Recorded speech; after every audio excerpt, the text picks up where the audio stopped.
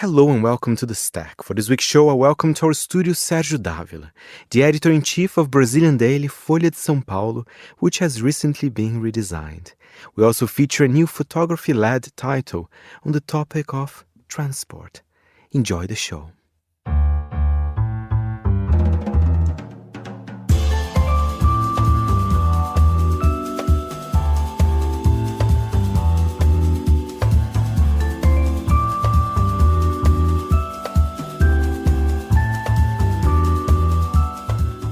From Midori House in London, this is The Stack, 30 minutes of print industry analysis, and I am Fernando Augusto Pacheco.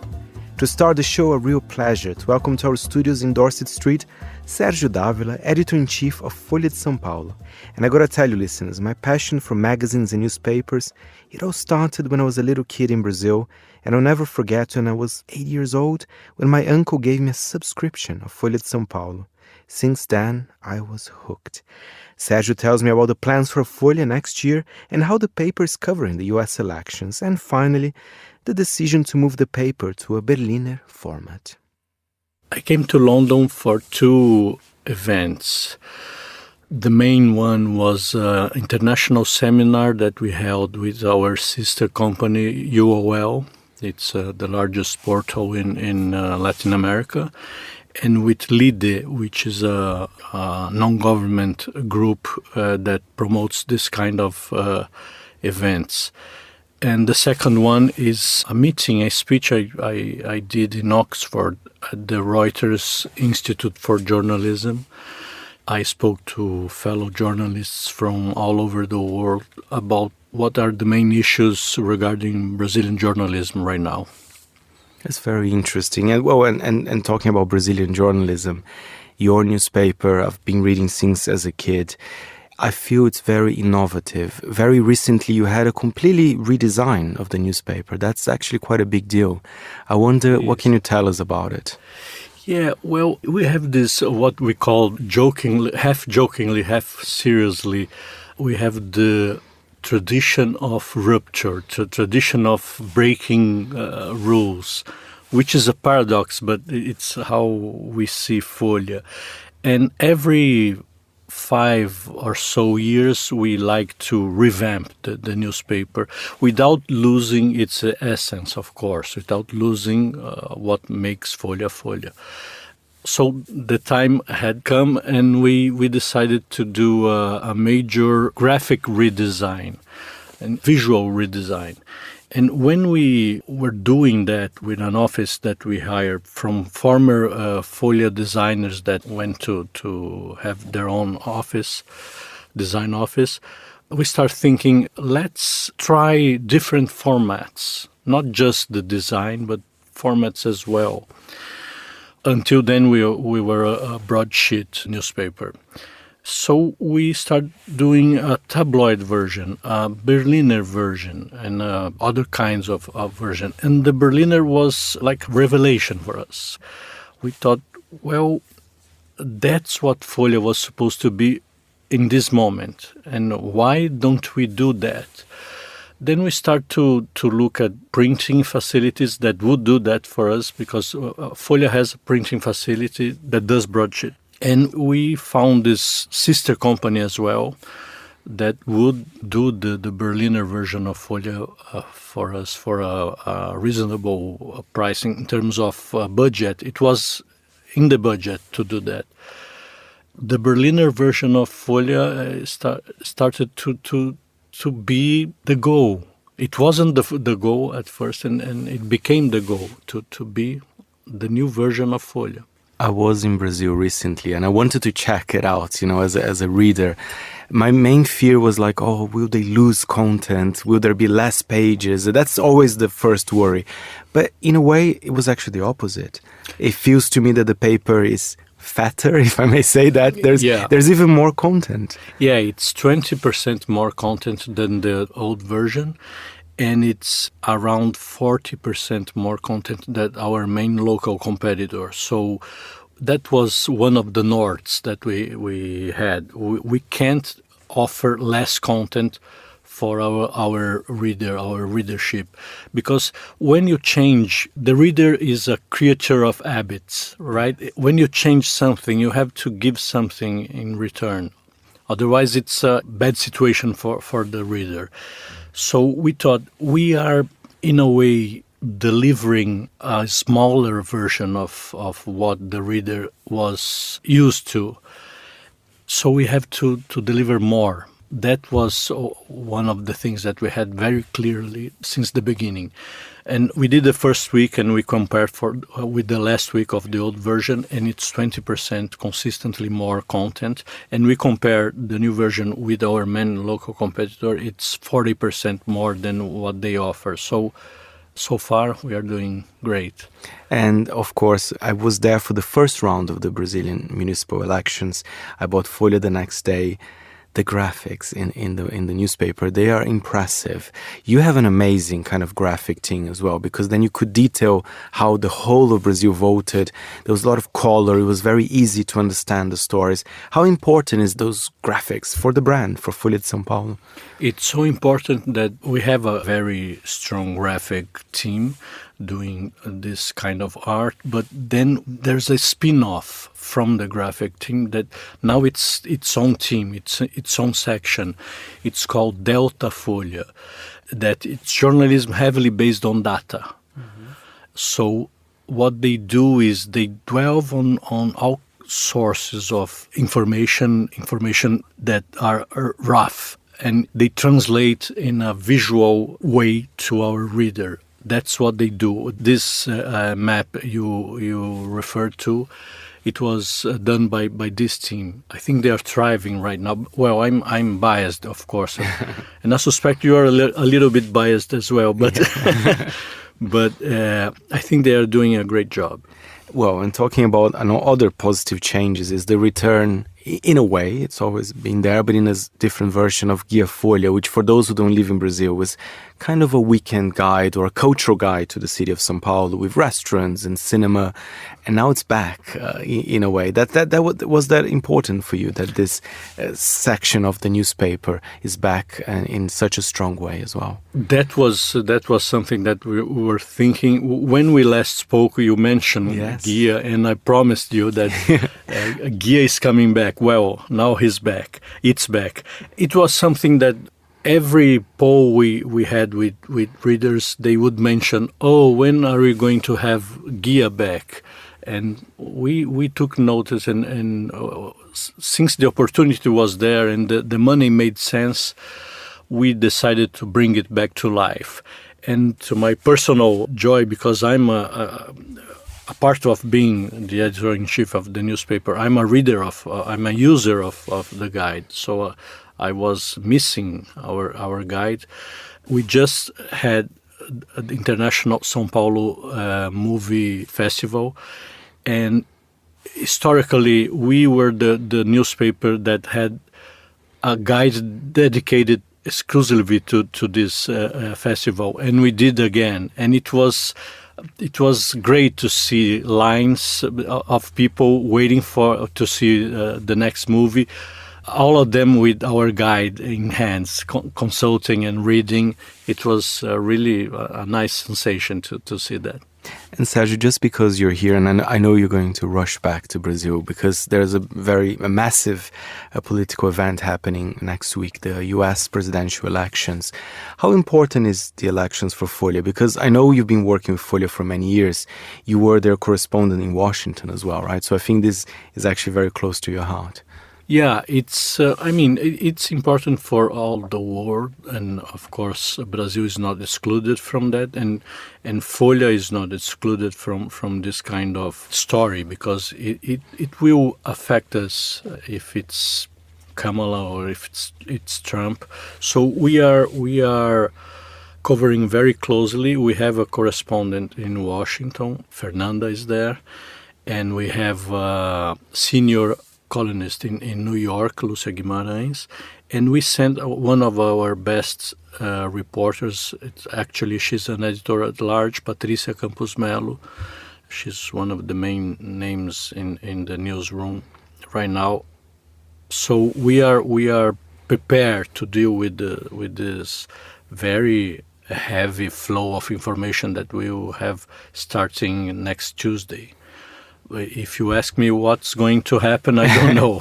Who's going to win? Yeah, I'd love to know that, but it's going to be, I don't think we will know who's the winner on Tuesday. I think, remember, in 2020, we just knew the winner in next Saturday. So I think that's going to be the case. I don't think Saturday, but I think it's going to take a while for us to know who won the elections. I have actually a question kind of related to the U.S. elections. More recently, we've seen newspapers like the Washington Post saying that they're not going to endorse any of the candidates. Remind me, how is the situation in Brazil with Folha? Do you guys ever endorse a presidential candidate in the country? I was wondering, because I know Brazil is perhaps a little bit less endorsing than in the U.S., but correct me if I'm wrong. Yeah, we don't have this tradition in the Brazilian press to endorse political candidates, and certainly Folha never had this tradition, and I think it's a good thing for us, because you have to understand that the Brazilian reader are not as I don't want to say that, but it's very, very difficult for us to make clear what is opinion, what is reporting, what is newspaper's opinion, what is a columnist opinion. When you are on the internet, on a social network, everything seems like Folha's opinion. Even if we have breaking news on some candidate or other candidate, people always or most of the time assume, that's Folha's opinion on this guy or that guy. If we start to endorse political candidates, I think it will add to this confusion. So it's nothing that we want to do right now. And I have a theory about what led Washington Post to do that, but we are not planning to do the opposite. We are not planning to start endorsing political candidates right now. There was some elections where our competitors endorsed this or that candidate, but we never did. And I think it's best this way. Interesting, because, and you're very right, it can create confusion. And I remember perhaps Folha for being, the biggest, very popular in Brazil. I remember when I lived there were accusations. The leftists were saying, Folha is right-wing. And then the right-wing is saying, Folha is too much to the left. But I guess that's a good thing, if everybody's accusing of supporting the other candidates in a way. We have nicknames from the left and the right to the name of the newspaper. The left called us Fail of São Paulo, Falha de São Paulo. And the right called us Foice de São Paulo, like the symbol of the Communist Party. So I think we are doing something right, because if both sides are disagreeing with us, I think we are doing journalism, which is what we are paid to do. What about looking ahead? It's almost Christmas. For 2025, are you excited for Folha de São Paulo and all its components? Its print edition, digital. How are you seeing 2025? Yeah, we have a major event in Brazil next year that will be COP30, that will be held in Belém do Pará, right in the Amazon. And we are planning to do a all hands on deck kind of coverage for this event, because it's going to be huge and very important, and with international reflection. So far we are the only Brazilian newspaper to keep a local correspondent in the Amazon. We are sending a big team to do this coverage. We are planning a trip of me and all the staff that runs the newspaper. We are planning to visit Belém to see how things are a year from the event. So it's gonna be the biggest story next year. That's fantastic. And I did notice that at Folha, the coverage of regions of Brazil that that are not perhaps usually on newspapers. It's a newspaper from São Paulo, but there are more stories about the Amazon region, the Northeast. So you're a national paper, right? You're not like the localized paper. Yeah, we like to think that we are a national paper. I mean, we write in Portuguese, so we know we are a local newspaper in terms of we are limited by places where people speak Portuguese. But apart from that, we have this let's call pretension to be a national newspaper. And I think we really are. You can go anywhere and people would know what's Folha. I don't know if that's true for our competitors. Maybe it is, I don't know. But for sure, if you go to any of the 26 capitals of Brazil, you will find Folha there. Thank you very much. Sérgio Dávila there, Editor-in-Chief of Folha de São Paulo. Muito obrigado.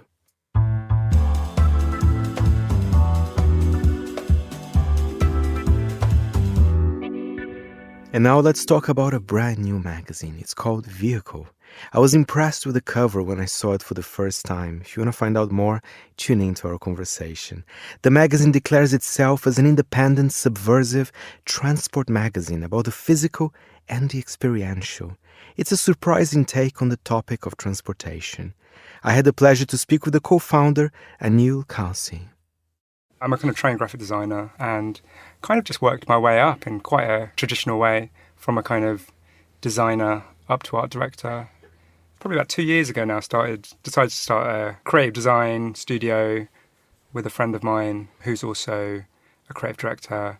And I think after a year, we kind of landed on this idea of wanting to go back to magazines, I guess. It's something, he was also, Joe, my business partner, he also worked in magazines, predominantly fashion magazines. And once we kind of started the agency, I think everyone kind of just said, you guys should start a magazine. Which kind of, it felt quite weird in 2023 then, I guess, when we were talking about it with people. But I guess the more it developed, the more conversations we had with people, it actually felt very natural. And didn't feel kind of as, I guess, antiquated as maybe I thought it would feel.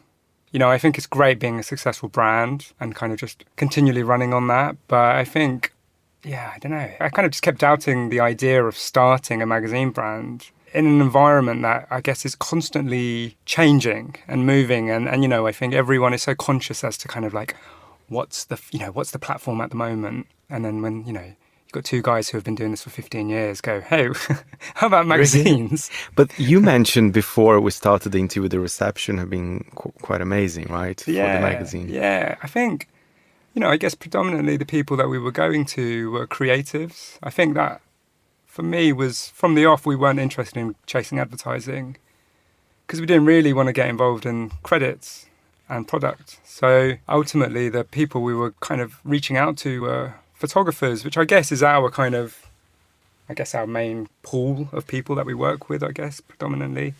And the reaction was super positive. I think we went to them, we've got a bit of a kind of manifesto on where we want to place the brand within the space, I guess. And I think very early on we said to people that there's no commerce behind this, there's no credits behind this. And I think how we wanted it to be a really kind of democratic platform. And that's why we kind of landed on this idea of vehicles. And I think I got a great reception, really. People maybe felt photographers felt maybe just a little bit fatigued of constantly shooting handbags and coats, which obviously, we've all got to do. But I think the reception of just like, hey, let's come up with a great idea that's based around this theme of vehicles. And I think once you kind of really get into it, it's kind of amazing how kind of wide-ranging it is and how it kind of touches everyone, which is kind of why we came up with the idea, really. Because people really must buy an issue or at least flick through, because it's interesting how this idea of vehicle became this magazine, right? Because I think people are imagining, okay, is it a magazine about transportation?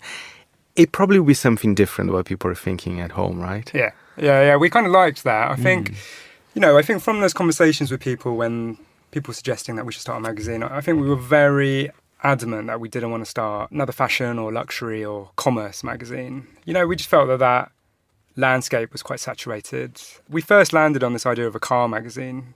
The more we kind of went into it, we kind of developed it further into this idea of transport of vehicles. And we just like the idea that speaks to everyone from all walks of life. Everyone's got to interact in some way. with a vehicle, and we like that. And then we also just liked the word in that it can be very literal, in that you can talk about trains or cars or hot air balloons or helicopters, but it can also be very figurative. It's a word that's always used in kind of boardroom meetings, I find, where, someone would suggest, let's, almost like a Segway. It's a nice vehicle for talking about something else. So we quite liked that also quite abstract nature of the word, which felt quite nice. And then when we went to people with this kind of more democratic idea of like, we don't want to, it's not just about clothes, and it's not just about really expensive products. It's not about any product. It's about this form or this means that everyone's got to interact with. I think that was what everyone kind of really liked. And there's something about the word vehicle, like I'm looking at one of the 3 covers with an amazing shoot, which I want to talk about. There's something quite chic about it as well. It's a beautiful design. It's a large format as well. Because of it's kind of a photography-led magazine. You want it to be large, kind of big. It's hefty, right? Yeah, it's hefty. Yeah, it's 350 pages, and it's bigger than a normal magazine. I think that was important for us. I think that, a way in which we were kind of pitching it to a lot of photographers was that we kind of missed that glamour, or that, glamour's the wrong word, that kind of pop and kind of impact from maybe magazines, back in their heyday. And we kind of really we were looking at lots of magazines like Sleaze Nation and kind of magazines from the 90s where it felt a bit more impactful and a bit more kind of topical with kind of culture. And we liked this idea of trying to be impactful. We found ourselves that maybe a lot of kind of independent magazines, it was quite, the design and the size was quite recessive. It's kind of quite cool to be almost invisible as an art director or a designer in magazines now. So many magazines have no text.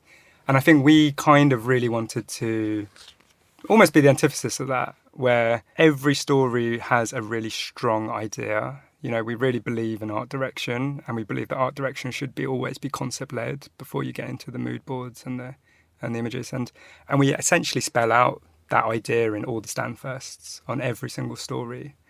And I think it's important that we do ground that idea. I think that was really important to us. So nothing in this magazine is archival. Everything has been shot for us. And it all started from a conversation with the photographers and developing an idea. Once we got to an idea, it was those kind of classical things that you tend to do in magazines of coming up with a great title, coming up with a great stand first, which, is all really quite obvious when you work in magazines. But I think it is a kind of art form which is slowly disappearing maybe from a lot of kind of independent magazines. So I think we don't shy away from what it is we're trying to say in any of the stories. I want to talk about some of the people, feature some of the photographers. We have Steve Harris here. It's an amazing photo shoot with horses. It's one of the covers. I mean, it's a really impactful cover. I can honestly say it's already one of my favorite covers of the year. It's really, really beautiful. Did you knew many of those photographers? Or did you actually met people that perhaps you never came across? Yeah, so Steve I've worked with a few times.